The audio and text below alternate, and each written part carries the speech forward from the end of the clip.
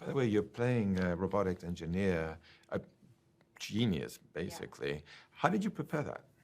I'm a genius. I'm kidding. I interviewed a lot of people in AI and robotics, engineers, et cetera.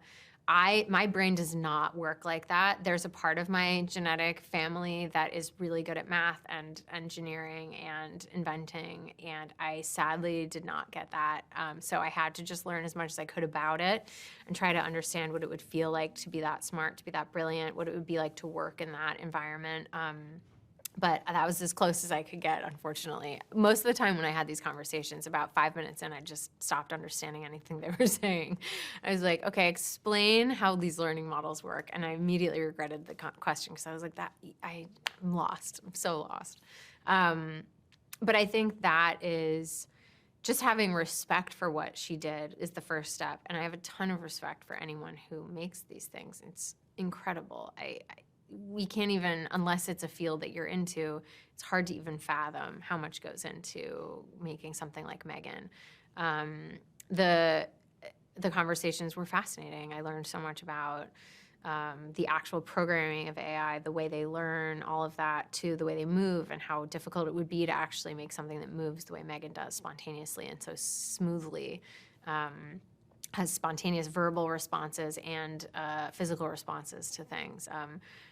You know, we're not quite there, but it's not impossible. And how was your collaboration with Gerard, who directed the movie? Gerard is amazing. I think the thing about Gerard I admire the most is just his like absolute tonal vision for the movie. I'm not sure anyone could have hit the marks that he does, swaying from really dark comedy to camp to drama to tension to horror. I mean, he really hits it all, and yet you still feel like you're in the same movie, which is quite a feat. I think that's kind of his superpower.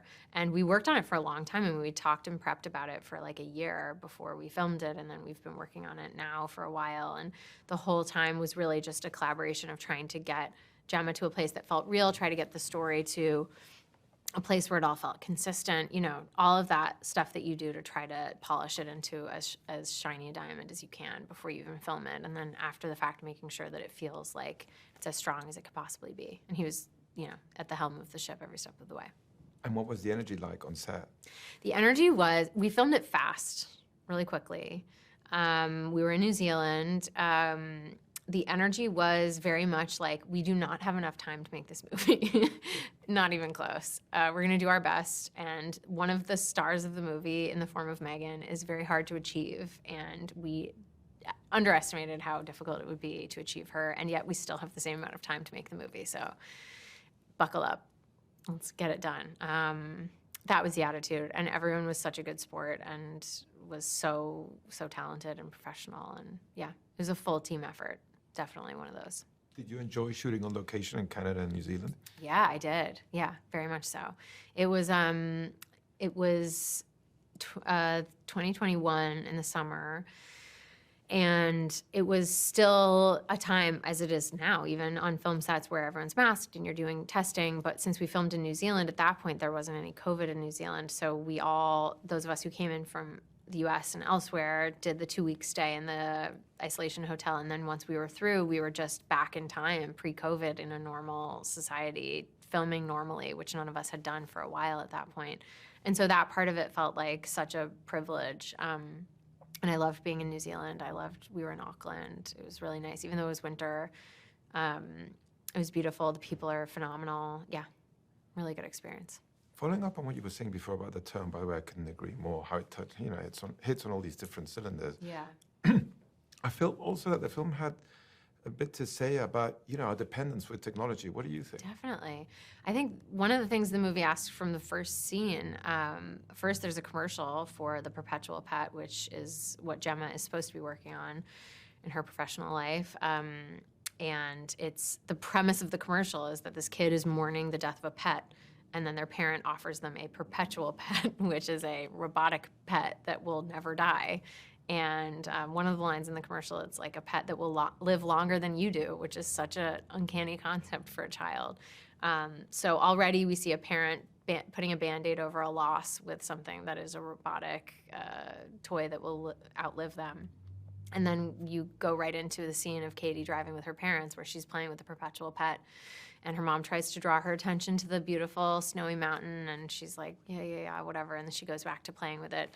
And it's a recurring theme throughout the movie. I think, I mean, this is not a new sentiment, but I think that technology, as long as it's existed, as long as we have been making things as humans, they often go very quickly from tools to weapons. And I just think that we're a little behind the 8 ball in the conversation about AI and its transition from tool to weapon. And I think it's just something that we all should talk about very openly as a society and decide how we feel about all of this, because it's moving very fast.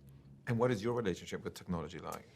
It's interesting. I feel like a Luddite in some ways. I used to be much more like on top of it all. I don't have smart devices. I don't, I try not to, like, if I get served an ad in an app, I try to leave the app to go like go to that website in a different place, just so that I'm a little more mysterious to the algorithm, I guess.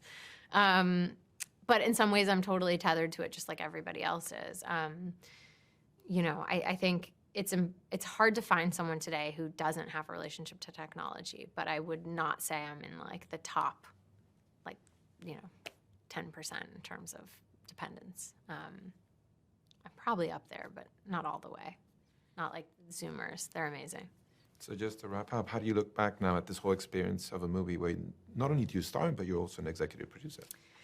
So fondly, and it's not over yet. I see this, I see movies as happening, and any project is happening really in 3 acts: the prep, the filming, and then the post. And so we're still in the 3rd act. It's not over yet. This is the first time I've been an executive producer, and it's been such a joy to be able to be fully invested in it to the extent that I like to be invested in everything I work on.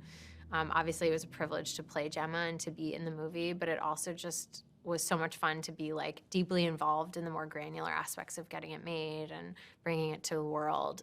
I've learned so much, and I've really loved that part of it because I care so much. It's nice to be allowed to care that much officially because I have the title.